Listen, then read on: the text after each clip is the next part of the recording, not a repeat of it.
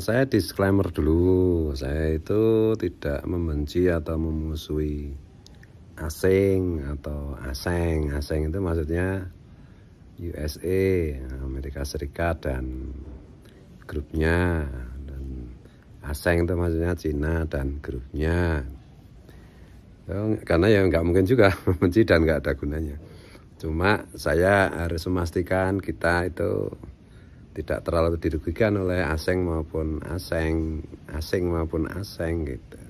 Maksudnya negara kita tidak terlalu dirugikan gitu. Kalau dirugikan macam-macam ya kemungkinannya kan iya, karena ya dua blok itu kan blok besar itu. Nah, di pilpres kita di sepanjang sejarah pemerintahan kita itu dua kekuatan itu, kalau dulu kan blok timur, blok barat ya Rusia, Cina dan yang lain-lain, serta Amerika, Eropa dan lain-lain. Nah, itu kita mulai dari misalnya zaman revolusi kemerdekaan itu. Kenapa misalnya Amerika itu di konferensi meja bundar dan lain-lain kok selalu pro Indonesia, ya karena pengen ngambil alih dari Belanda ke mereka, meskipun Belanda itu ya bagian dari sekutu dari kelompok mereka itu. Karena ada persaingan juga di dalamnya kan. Kemudian ternyata kan setelah Indonesia merdeka kan Bung Karno dengan berbagai macam gagasan kebangsaan yang luar biasa itu membuat kecewa blok barat ketika keluar dari PBB, bikin Ganevo, kemudian konferensi Asia Afrika dan lain-lain, dan cenderung dan membuat poros Jakarta Peking ya. Jakarta dan Peking Cina ya, sekarang Peking itu namanya apa? Itu akhirnya operasi CIA, operasi sekutu menjatuhkan Bung Karno, dan di situ Pak Harto yang mengambil durian runtuh. Nah, Pak Harto kemudian praktis sejak zaman Pak Harto tentu saja kiblat Indonesia itu ke barat itu. Jadi kepentingan Indonesia itu bersesuaian atau disesuaikan dengan kepentingan barat, terutama yang pertama itu sebagai simbol mungkin Freeport itu ya dulu, Freeport. Nah, sekarang udah dikuasai Indonesia lagi. Nah, dan Pak Harto itu cukup lihai di dalam negosiasi antara kepentingan barat dan kepentingan kita Indonesia itu. Cuma kelemahan Pak Harto itu terlalu lama berkuasa sehingga muncul korupsi, sehingga tidak bisa mengendalikan keadaan, dan barat sendiri yang menjatuhkan kan. Karena makin lama Pak Harto dianggap makin tidak nurut, makin tidak produktif.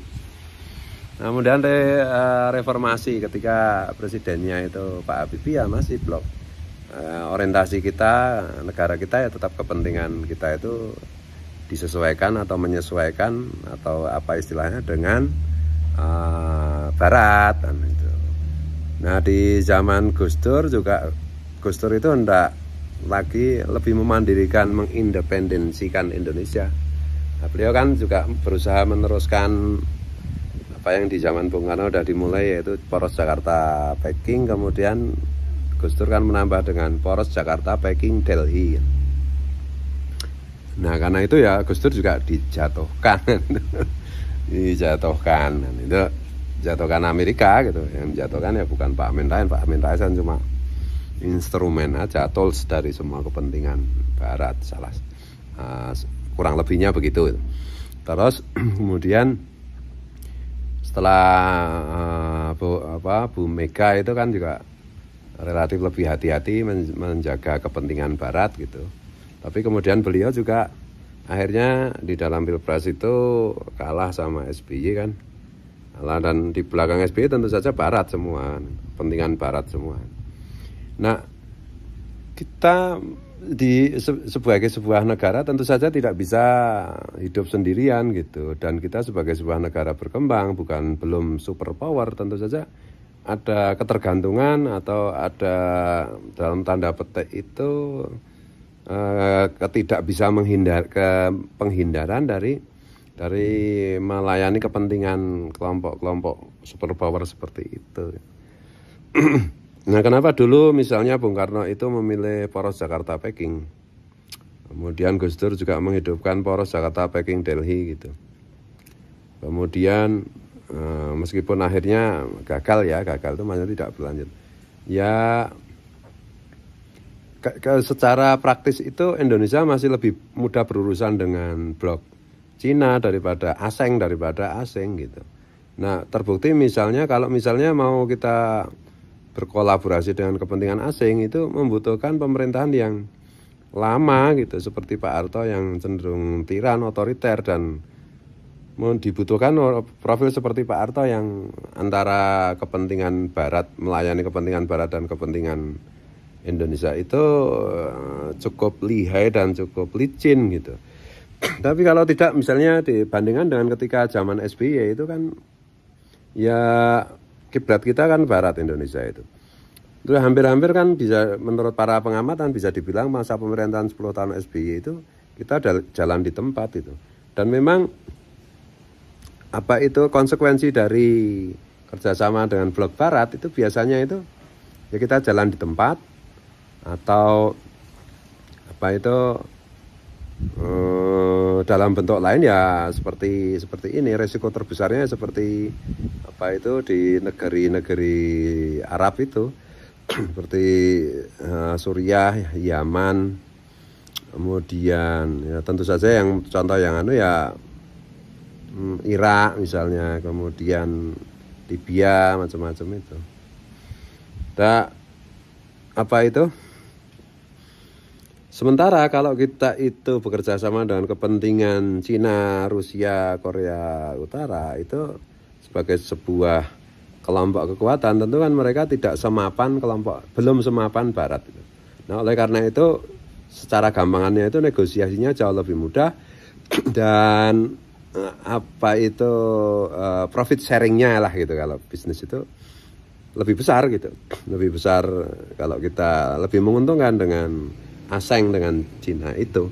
Cuma memang resikonya kan ya sejak tahun 2013 kan mereka kelompok Cina, apa itu Cina itu kan meluncurkan BRI itu ya, atau bulit apa itu sing memberikan utang itu loh. Nanti bisa di googling lagi. Yang kira-kira ya kayak semacam kalau zaman dulu ya jalur sutra lah. Di Cina itu memberikan utang ke banyak negara untuk membuat infrastruktur, untuk memperlancar distribusi barang yang akan mereka kirim dari produk Cina, dari produk negara mereka itu. Dan kalau nggak hati-hati kan memang seperti terjadi di Somalia, di Sri Lanka, di Maladewa gitu. Kemudian di mana lagi ya, ada beberapa tempat ya. Kalau Somalia apa mana ya, benar ya, yang pakai mata uang Cina itu ya kalau utang nggak bisa nyaur kan mereka minta apa itu pembayaran dengan bentuk lain, seperti misalnya minta pangkalan, minta pelabuhan, minta bandara, minta yang lain-lain. Bahkan kalau di Afrika itu, di negara Afrika itu sampai mata uangnya harus pakai mata uang Cina ya. Itu kalau nggak hati-hati gitu. Nah, untung kita itu 10 tahun terakhir ini kan, nah ini mulai 2014 itu kan Barat masih berharap bahwa siapapun pemenangnya Pilpres itu antara Pak Jokowi atau Pak Prabowo, itu kan mereka berharap bahwa dominasi Barat itu, kiblat Indonesia ke Barat itu masih bisa dilanjutkan gitu. Nah, ternyata kan Pak Jokowi kan memberikan PHP kepada kelompok Barat itu. Karena pemerintahan Pak Jokowi ini jauh lebih bersikap lebih praktis gitu, lewat profil seperti Pak Luhut Binsar Panjaitan gitu ya. Hitung-hitungan mana yang lebih menguntungkan negara kita, ya itu yang diterima. Dan memang blok Cina kan memberikan tawaran yang lebih menarik gitu. Dan oleh karena itu ketika arah kebijakan pemerintahan Pak Jokowi itu cenderung lebih dekat kepada kerjasama dengan Cina, maka Barat kan terus-menerus mengganggu. Maka kelompok-kelompok radikal seperti FPI macam-macam kan langsung tidak langsung kan disuplai, diberi kekuatan, diberi dana langsung atau tidak langsung gitu. Bahkan misalnya kepulangan HRS dari Saudi kemarin itu kan juga tidak terlepas dari kerja CIA gitu dan orang-orangnya gitu. Nah, Pilpres 2024 pun nanti arahnya akan tetap sama gitu, bahwa ada tarung antara duel atau perang antara Cina dan kepentingan Cina dan kelompok Barat. Nah, kalau dari kubu posisi, maksudnya kubu yang didukung oleh pemerintah yang sekarang, tentu saja pengen melanjutkan apa yang sudah dilakukan oleh Pak Jokowi, yaitu kerjasama dengan blok ASEAN gitu ya, blok Cina. Dan itu memang secara rasional itu lebih masuk akal gitu. Lebih masuk akal dan ya profit sharingnya bisa lebih besar lah, kayak kepentingan Indonesia jauh lebih ini ya, jauh lebih terakomodasi gitu. Dan sementara kelompok oposisi kan ya memang didukung oleh kepentingan Barat. Kalau misalnya kita bicara Ganjar misalnya, ya Ganjar kan mau melanjutkan apa yang sudah dilakukan oleh pemerintahan Pak Jokowi gitu. Kemudian kalau misalnya oposisi ya, misalnya seperti sekarang yang menonjol misalnya Anies Baswedan gitu, bukan Baswedan, Anies Baswedan misalnya. Itu ya tentu saja disuplai oleh Barat dan dikelilingi oleh orang-orang Barat, seperti dalam tanda petik gitu, kepentingan yang mewakili Barat seperti Pak SBY, kemudian PKS, kemudian kalau Pak JK itu yang penting kanan kiri oke gitu ya. Ya kalau Pak JK itu sekarang mendukung ke Anies ya karena ini periode kedua kan nggak dapat bagian lah. Kemarin yang periode pertama kan jadi wapres, jadi ya bisa kalau istilahnya Rizal Amri bisa memainkan posisi sebagai peng-peng gitu lah, pengusaha dan penguasa. Nah, ini karena ini yang ke pemerintahan kedua itu kayaknya kepentingan bisnisnya Pak JK itu kurang dapat akses gitu ya, makanya dia ya kembali ke blok Barat itu. Kalau Pak SBY, Pak JK itu ya benar-benar bakul ya, pedagang gitu. Mau asing yang penting ya kelompok bisnisnya jalan. Sementara kalau saya melihat Pak SBY ya karena itu kan juga didikan Orde Baru, tentu saja lebih dekat kepada blok Barat itu. Anies gitu dari latar belakang pendidikannya aja udah jelas kan gitu. Kemudian kalau ya kembali ke misalnya Ganjar, nah itu juga itu ya tentu saja karena ini kelompoknya Pak Jokowi ya tentu akan melanjutkan apa yang sudah dilakukan selama 10 tahun ini, yaitu membangun infrastruktur dan seterusnya. Meskipun tentu saja resikonya itu ada gitu ya. Dan kalau Pak Prabowo itu ya meskipun banyak di Barat dan bapaknya juga dulu Orde Baru kan, artinya lebih dekat dengan bahasa komunikasi Barat, tapi enggak, menurut saya juga posisinya itu sulit ditebak juga itu apakah pro asing atau pro asing. Jadi ya apa ya, makanya anunya itu ya Pak Prabowo itu ya kalau kemarin kan pro Barat ya, kemarin yang 2019 terutama ya, sebelum gabung dengan Pak Jokowi. Kalau sekarang itu sebenarnya kalau nanti misalnya terpilih itu apakah kiblatnya Barat apa kiblatnya Cina ya agak susah ditebak, meskipun di Gerindra sendiri di partainya itu juga ada kelompok yang Islam garis keras yang itu memang binaan dan didikan Barat itu. Nah ini yang perlu diingatkan untuk umat Islam itu sebenarnya kenapa saya itu berkali-kali nyinyir terhadap gerakan Islam radikal, gerakan Islam keras, gerakan politisasi agama. Karena Amerika itu sejak dulu itu, kepentingan Barat itu sejak dulu itu paham benar bahwa untuk negara-negara Asia, apalagi Indonesia, dan juga Saudi, itu yang paling gampang itu tools politiknya itu adalah agama. Gitu. Apa itu atas nama agama juga, apa itu Libya itu si Muammar Gaddafi itu penguasa Libya itu ditumbangkan dan hasilnya bisa kita lihat atas nama agama juga. Afghanistan itu digoyang atas nama agama juga, di Irak atas nama, ya semuanya atas nama agama. Jadi ya kok ya memang aneh ya, kayak sejak itu kan sejak zaman Snogorgornya kan juga pendirian sekte paham Wahabi itu kan juga sejak apa itu negara-negara Arab itu disuruh berkhianat dengan apa itu Turki Utsmani kan di Perang Dunia Pertama kan.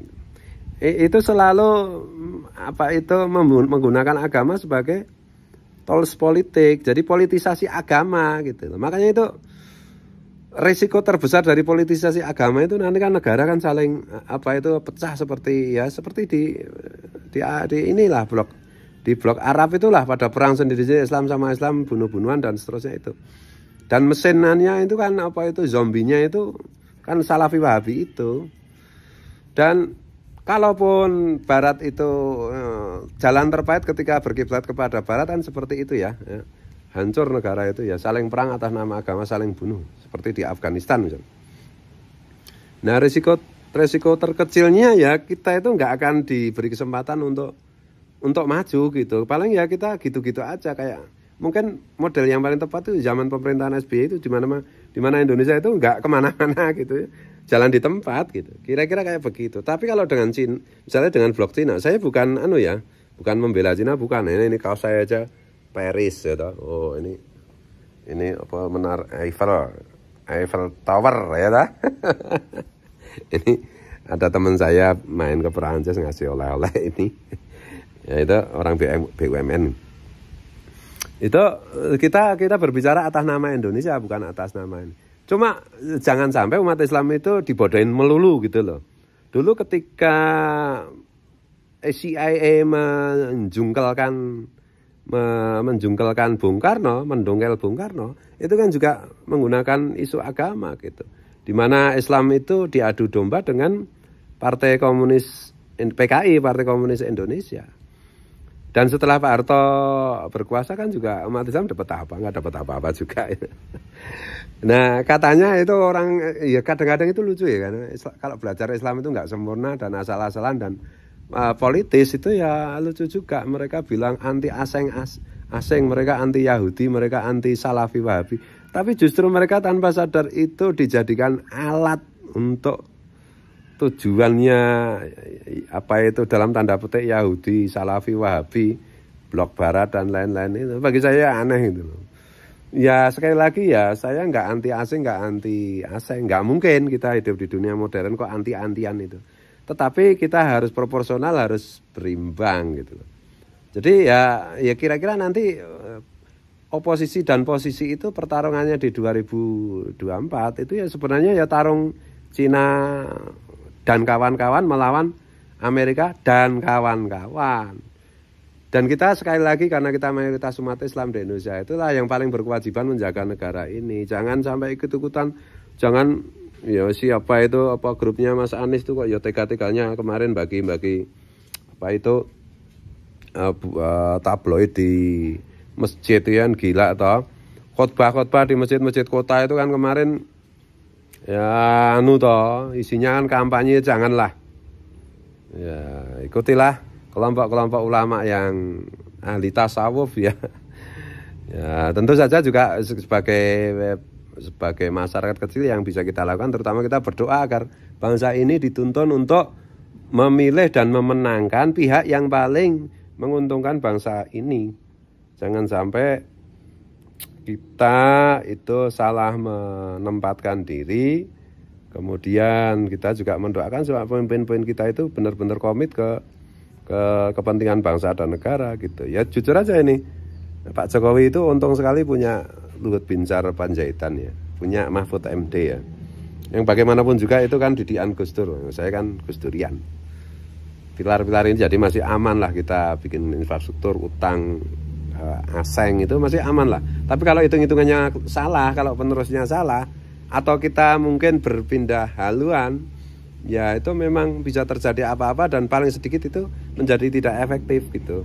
Profit sharing kita itu menurun gitu untuk bagian untuk kita.